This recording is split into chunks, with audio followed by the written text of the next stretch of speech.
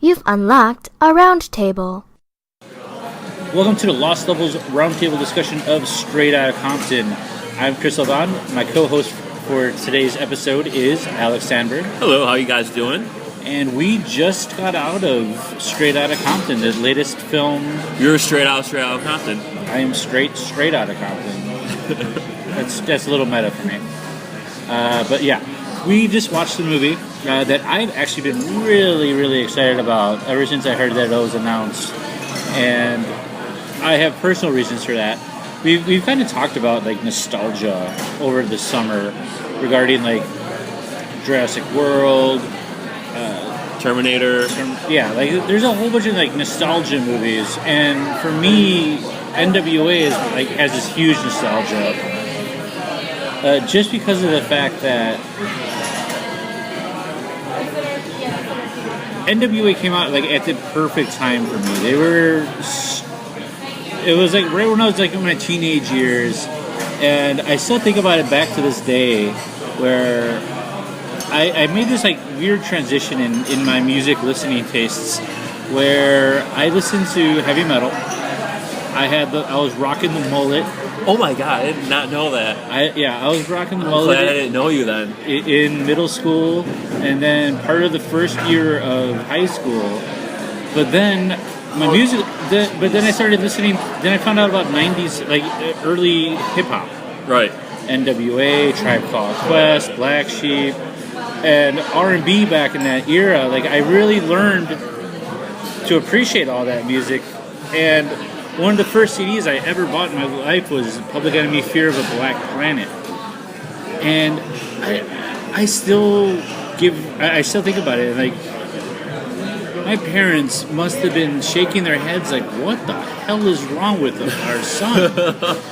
Because he's listening to like you and many other parents around that time. He's listening to like Anthrax, Metallica, and like listening to heavy metal music. And the walls are really thin in my parents' house, so they can hear everything that I can. You could probably hear everything as well, right?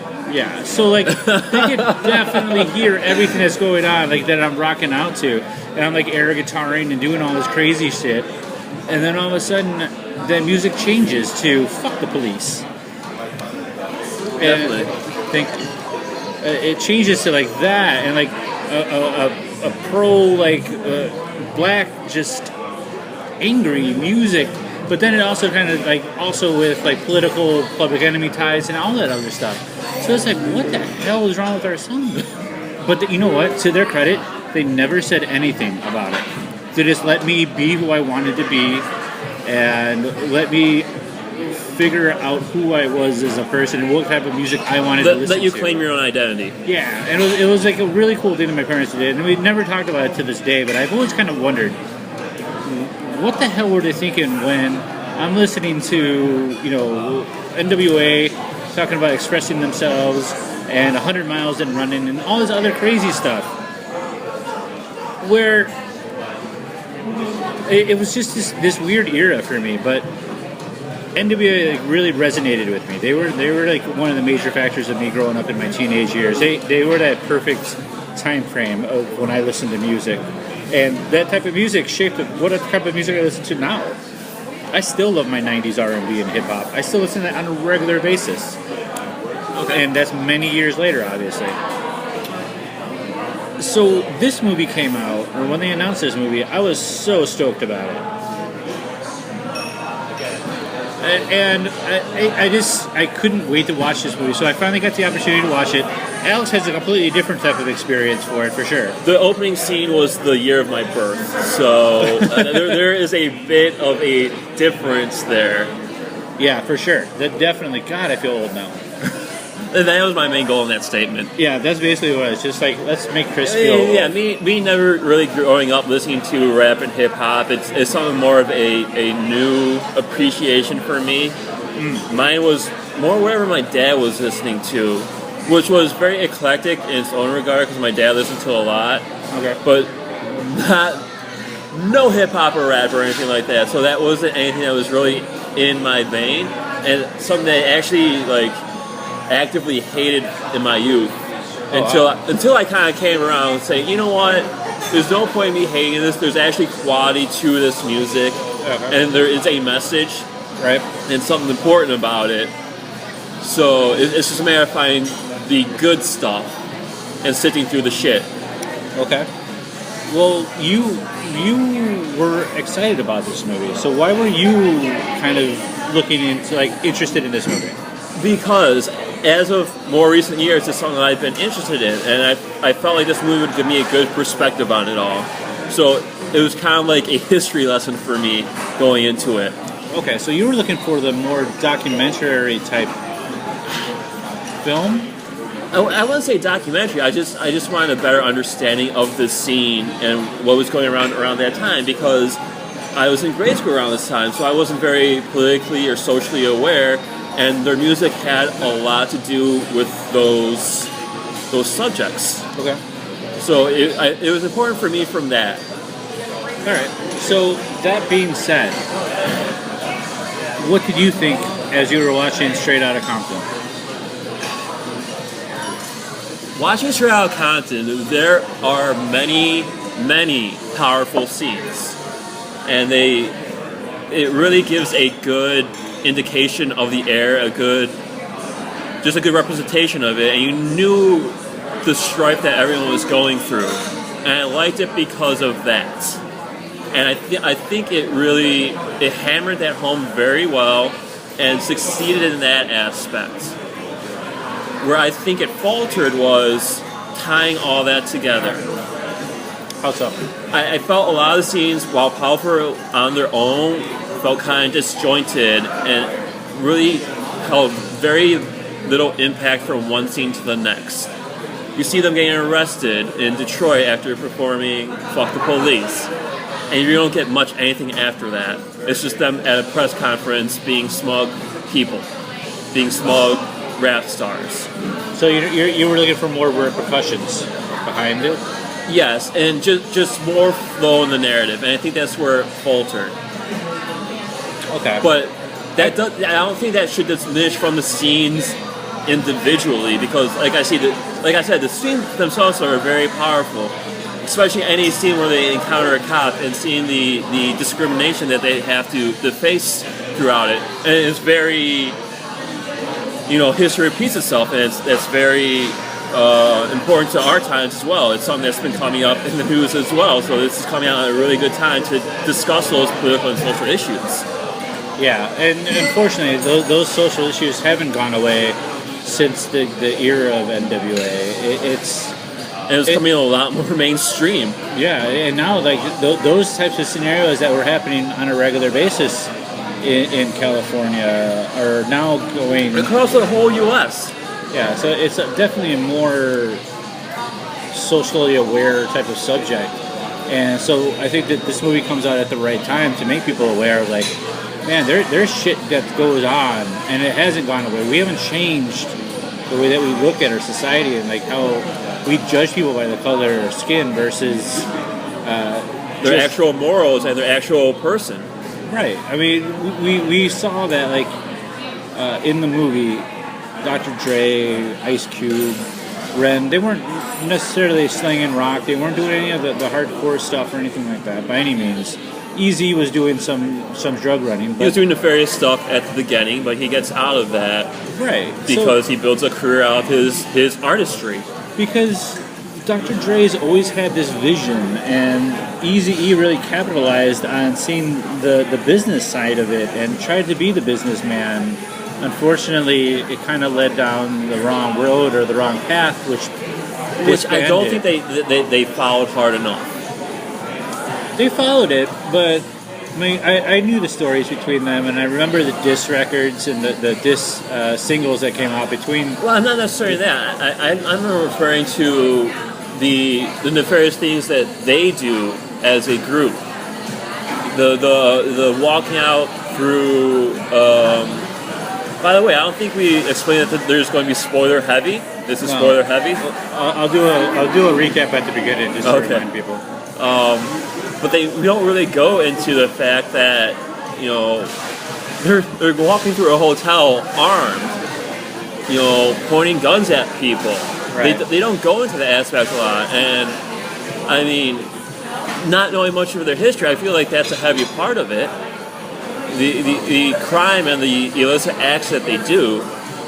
And I feel like that could have served for a very compelling story as well, that they kind of brushed aside. They acknowledged it, but it was just kind of like, they did this, but let's look at this other stuff as well. It wasn't that hardcore. I mean, you established your characters very early in this film.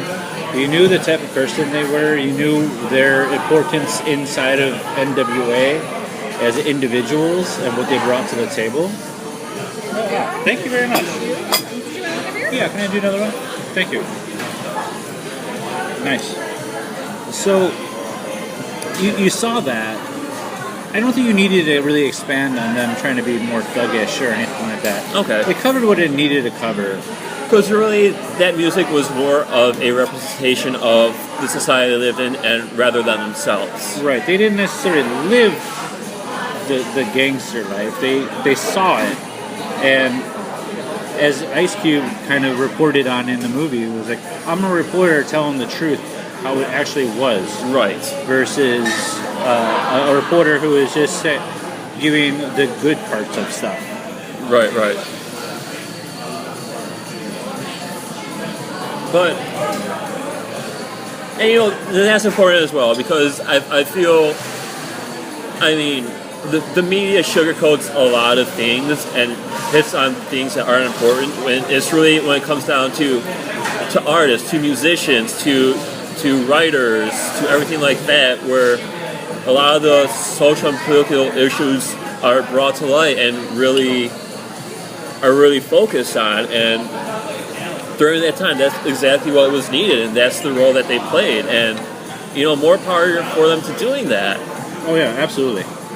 And I really like that aspect of the movie, actually, where they started going into those types of things. Rodney King was one of the major things that happened during the N.W.A. era, and a little bit after that era. So you see the impact it had on the society or that culture, and how it affected them. How it affected them as individuals, as well as like how it affected like our society. Like there was, think about it. Like you look at it back in retrospect. So, thank you so much. You're welcome. How do you like the donuts? Excellent. They're so good. Thank you. Yeah. When you think about it in retrospect, you had a videotape. Birthday all the time. I know, right? It makes you want to think about. You have a videotape of a dude getting beaten excessively, obviously excessively beaten. Yeah. You know, honestly, that was the first time I've ever actually seen the video footage of that. Yeah. Oh man. Because, like I said, during that time, I wasn't socially aware. I wasn't cognizant of that. That's nothing I paid attention to. I was watching Captain N in grade school. You know. Right. No, like it was a big deal, and it was obvious that this dude, whatever he did or whatever he did to piss off the cops, they beat him excessively. Yes. And seeing that footage, I was appalled. I'm like, this is atrocious. What's happening right now? And those cops got off. Those cops got a and that's the worst part of it. And that's what incites the riots. And you see those riots, and it's like, wow, man. Well, shit. These white cops got off beating a rap for this guy, beating him mercilessly, where he's broken jaw, broken everything. And like, holy shit. It's violent, and you see how that violence instigates more violence throughout the movie. When you see that riot scene, which is insane, like I imagine that was a close representation of what it was really like. You see store owners on the top of the roofs with guns trying to ward off looters. I mean, honestly, you can't do anything. Nothing. You have 20 people bum rushing your store to rob it or to steal stuff and break stuff. As an individual, you just have to hide. Yeah. You can't do anything. And it's crazy that happened. But it showed how it affected the guys. And like, just that culture is such a strange time in our society. And I wish I could say that we're recording this podcast today and like we've reached racial harmony. We found all these things. But like in actuality, we're just as bad, if not worse. with all that stuff that's going on. It's just amazing to me because I remember being in college when the O.J. trial went on and watching that every day in the quad. And I remember the verdict day in particular. It's something that I'll probably never forget, kind of like how my parents' era, where they never forgot where JFK happened, where they were when JFK happened. Right. Or how where I was for 9/11. I remember all this stuff. But like for the OJ thing, it'll never escape me either. So everybody's sitting around the quad watching this one TV, waiting for the verdicts to happen. And it was such a segregated type of event where they announced not guilty. And all of the African American people cheered like it was the greatest fucking victory ever. And all the white people were like, what the fuck? Like, really? It was such a divided response. You could definitely see the division between the races. And I was like, wow, we are not where we need to be as a human race. Unfortunately, no. And you still, like we've been saying, we still see that nowadays in politics and everything. It's so sad. for this movie to come out now, where these issues are reaching a peak, I feel it's really important for this movie to come out and kind of shed more light on this political issue, because it's showing us how history repeats itself and how the problems still arise. Right. No, absolutely. And I don't want to turn this into like a political rant by any means. Or like so I could probably talk about that for days, but let's get back on task. The movie itself. What did you think about the representation of N.W.A? Like, you don't really know too much about them, right? No, and it was interesting seeing the representation of them, because I mean, I feel like the names that stand out most are Ice Cube and Dr. Dre. Those are the names that carried the legacy, and so. My understanding of Eazy-E was very little, just because he died when I was so young, and so getting that legacy of him I never really felt that, but seeing it now, I understand the importance he held in that role, and in the whole spectrum of the development of their careers. Yeah.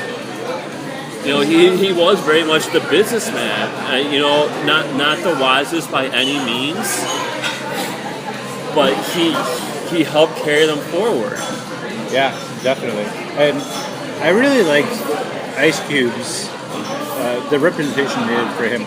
Thank you so much. That was awesome. I really liked how they portrayed Ice Cube. Because he was the lyrical master for them. He was smart enough to say no to sign that contract. He branched off and did his own solo career, which was very successful, as we know. Obviously, with his movie career, with him doing other things. Like, I loved Ice Cube back in the day. And I liked seeing how they portrayed him in this movie. Well, the same with Dr. Dre as well, because he reached the same realization as Ice Cube a little bit later, but just kind of repeated the same mistakes with Suge Knight. And you saw how that took an effect on his character and him as a person. When he had that breakdown, he was like, what the fuck are we doing here? This isn't death row. We're death row. This is the bullshit that's around us. We need to separate ourselves from that. And eventually he wisens up and does, for his own good, for his own self of moral construct. Yeah, I mean, it shows him as a really strong figure because of that as well, and it makes me appreciate the guy so much more. Well, absolutely. Somebody who could walk away from like guaranteed money, guaranteed established record label, everything like that, and say, you know what, I'm fucking done.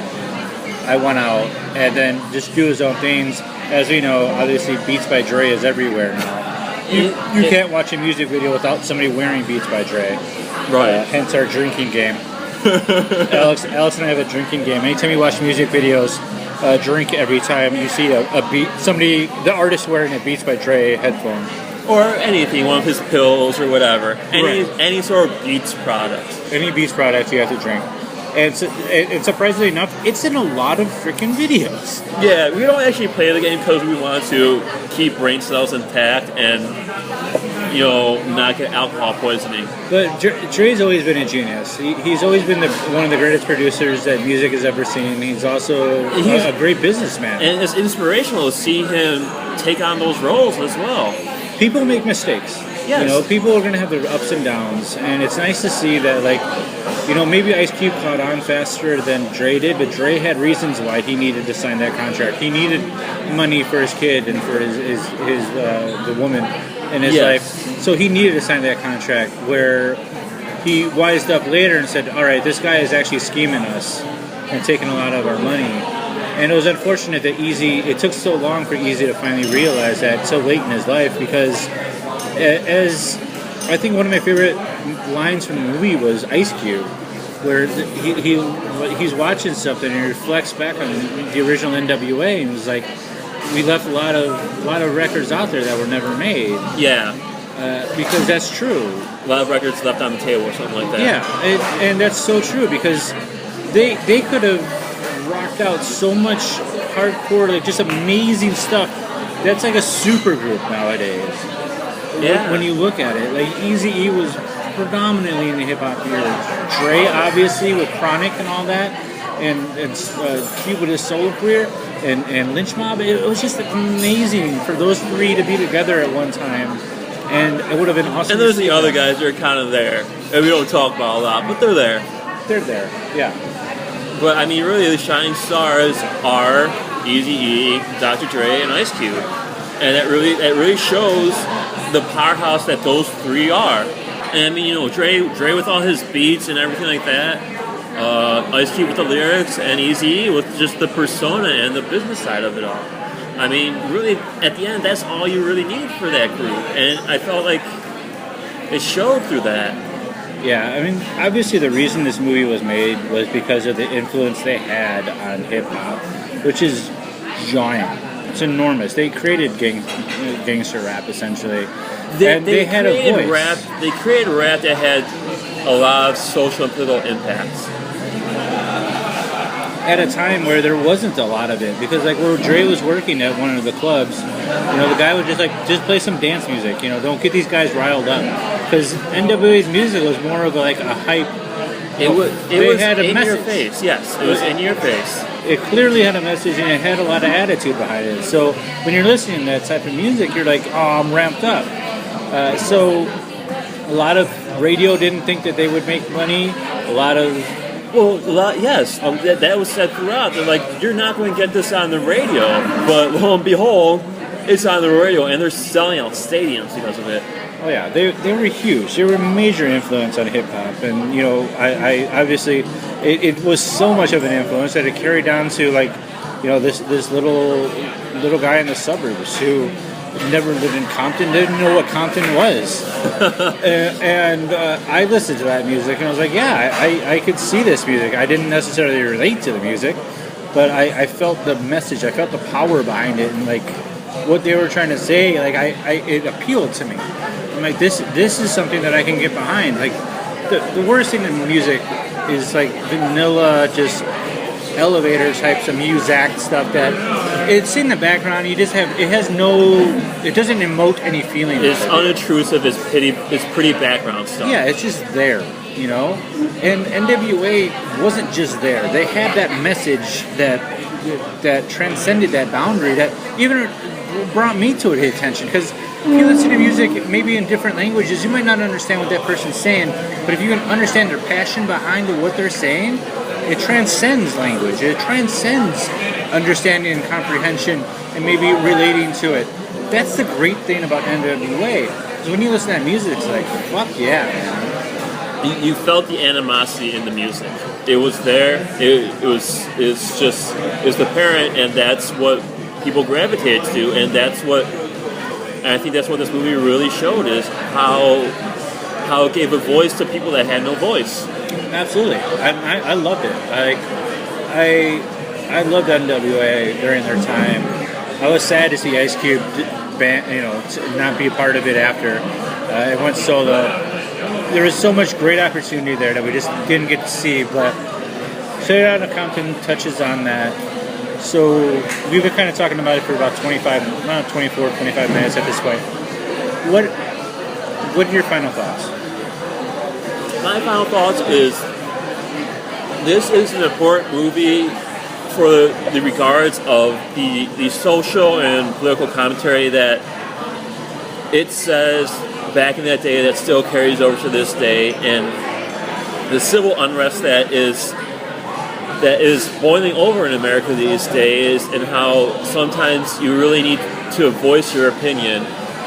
And I felt that it's a great representation of the characters, their motivations, and how they grew as people as well.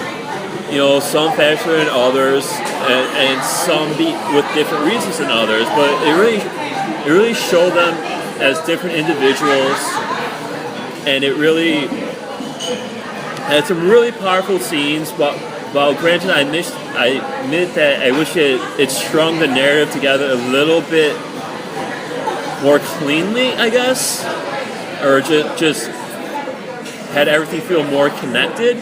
Okay.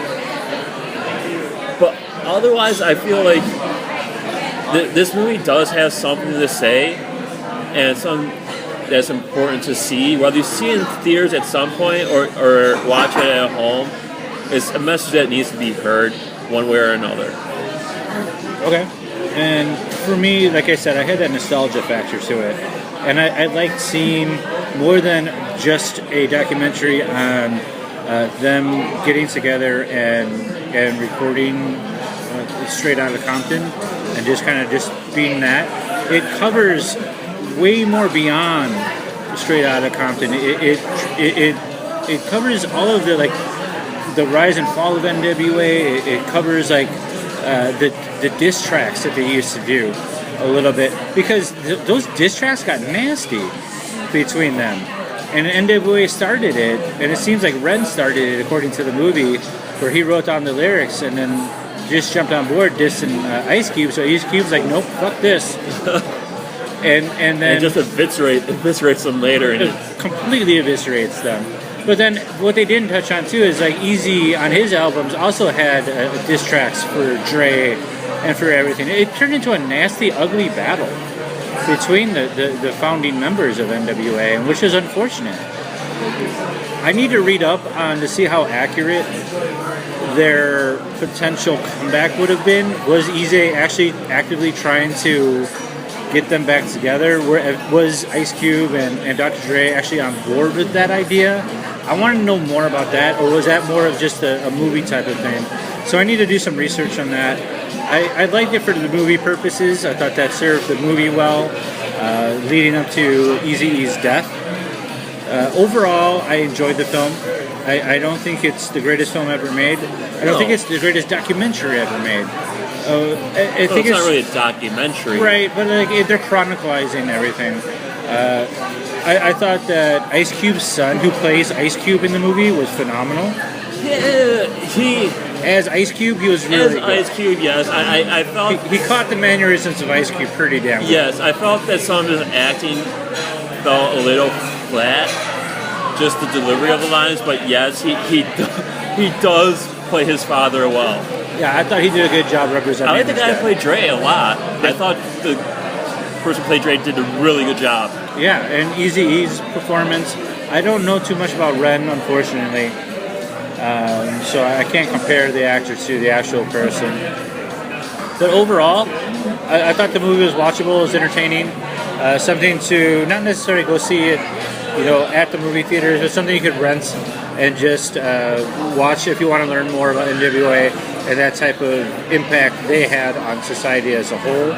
Definitely check that out. Rent it. I think it'd be a good thing to watch. Yeah. All right. So that's our review. How can we reach you, Alex? You can follow me on Twitter. My name there is Alex Sandberg, AlexSandberg, or you can email me directly at the website, alex@lostlevel.com. Chris, what about you? On the website, chris@lostlevel.com. You can reach me on Twitter, twitter.com/calmintensity. All of our social media is on lostlevel.com in the upper right-hand corner. I've also been updating YouTube So all of these latest episodes are now on YouTube. So definitely check us out on YouTube. You can get the link for YouTube on lostsolo.com in the upper right hand corner again. Thanks for listening. We'll talk to you guys soon. Bye.